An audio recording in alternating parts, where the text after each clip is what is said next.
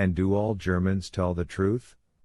Murmured Pavel Petrovitch, and his face took on a distant, detached expression, as if he had withdrawn to some misty height.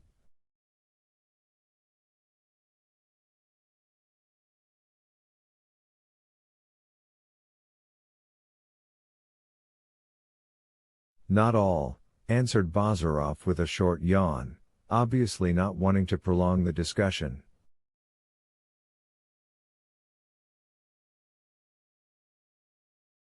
Pavel Petrovitch looked at Arkady, as if he wanted to say, "How polite your friend is."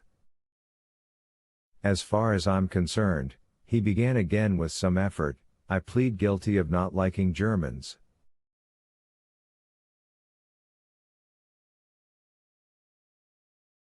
"There's no need to mention Russian Germans, we all know what sort of creatures they are."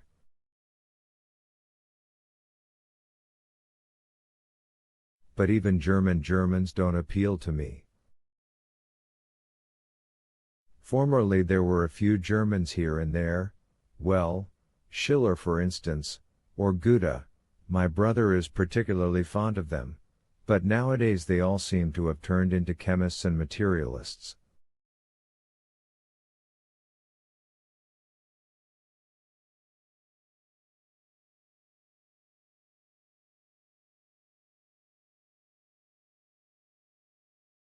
"A decent chemist is 20 times more useful than any poet," interrupted Bazarov.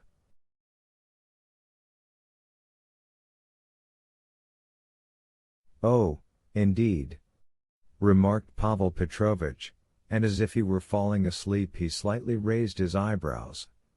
"So you don't acknowledge art?"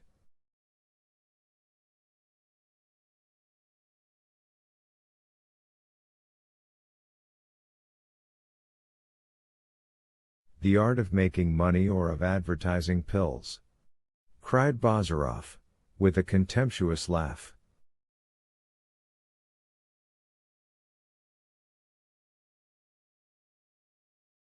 "Ah, just so, you like joking, I see. So you reject all that very well. So you believe in science only?"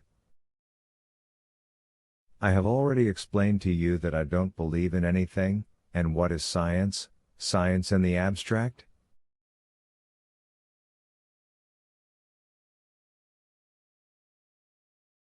"There are sciences, as there are trades and professions, but abstract science just doesn't exist."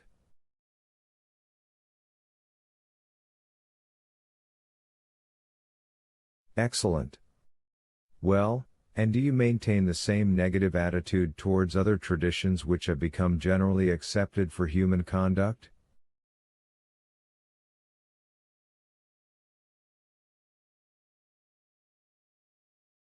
"What is this, a cross-examination?" asked Bazarov. Pavel Petrovitch turned a little pale.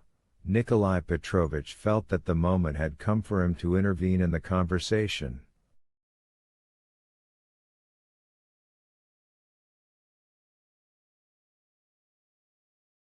"Sometime we should discuss this subject with you in greater detail, my dear Yevgeny Vassilitch.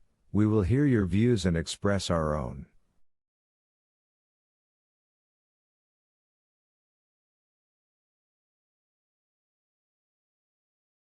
"I must say I'm personally very glad you are studying natural science.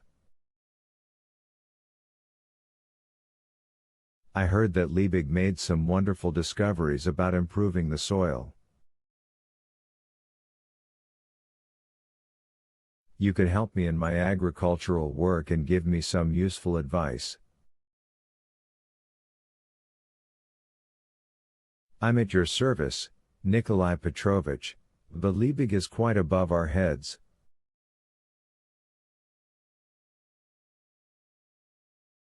"We must first learn the alphabet and only then begin to read, and we haven't yet grasped the ABC.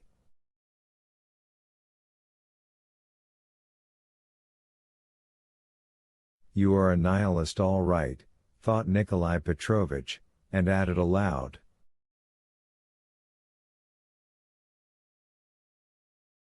All the same, I hope you will let me apply to you occasionally. And now, brother, I think it's time for us to go and our talk with the bailiff.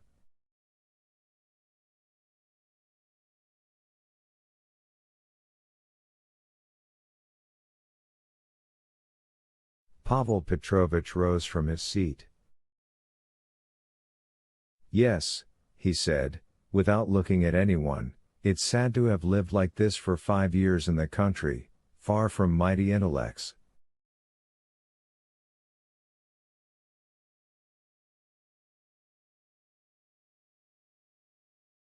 You turn into a fool straight away. You try not to forget what you have learned, and then one fine day it turns out to be all rubbish, and they tell you that experienced people have nothing to do with such nonsense, and that you, if you please, are an antiquated old simpleton.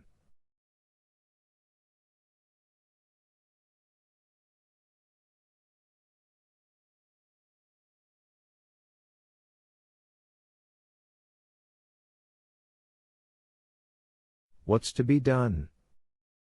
Obviously young people are cleverer than we. Pavel Petrovich turned slowly on his heels and went out. Nikolai Petrovich followed him.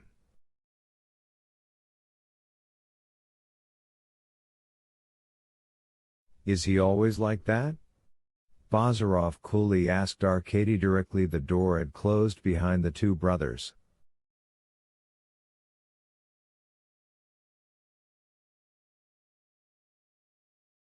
I must say, Yevgeny, you were unnecessarily rude to him, remarked Arkady. You hurt his feelings.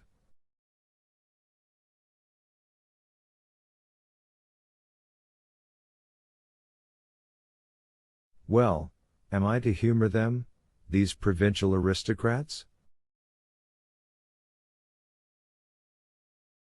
Why, it's all personal vanity, smart habits, and foppery.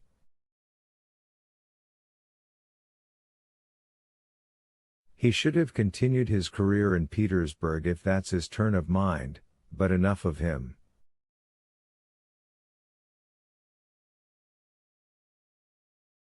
I've found a rather rare specimen of water beetle, Dytiscus marginatus. Do you know it?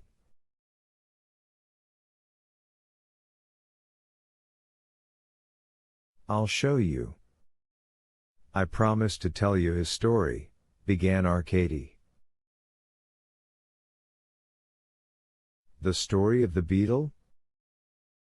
Come, Yevgeny, the story of my uncle. You'll see he's not the kind of man you take him for. He deserves pity rather than ridicule.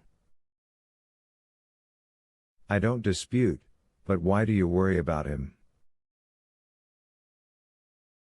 One should be just, Yevgeny. How does that follow?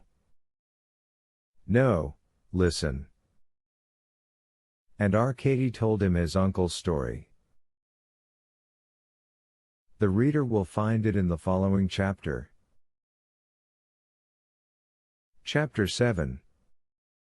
Pavel Petrovich Kirsanov was educated first at home, like his younger brother, and afterwards in the Corps of Pages.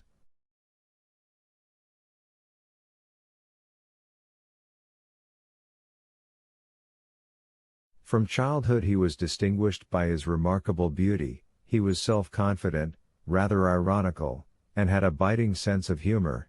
He could not fail to please people.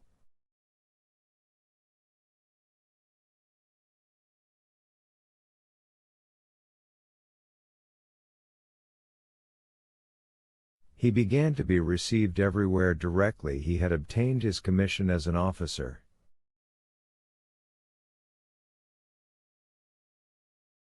He was pampered by society, and indulged in every kind of whim and folly, but that did not make him any less attractive.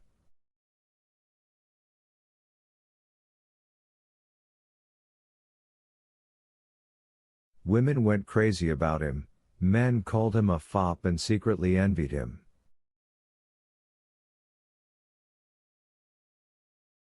He shared a flat with his brother, whom he loved sincerely although he was most unlike him.